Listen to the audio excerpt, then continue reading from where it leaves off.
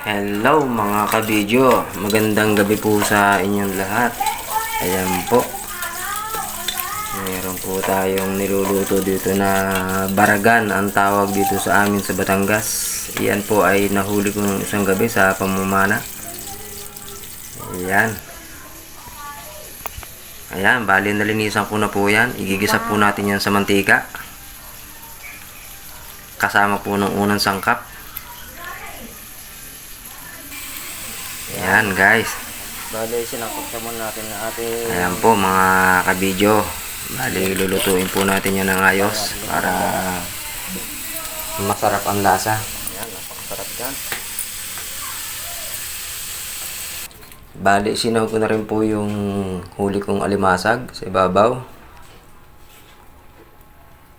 At ating pong pakukuluan yan sa pangalawang gata. At mamaya po, pag naluto, saka natin isasahog yung unang gata para hindi mawala yung kulay. Wow! Ayan mga kabidyo. Sa mga nanonood po ng aking mga kabidyo, palike and share po at siyempre papalo na rin na aking Facebook channel.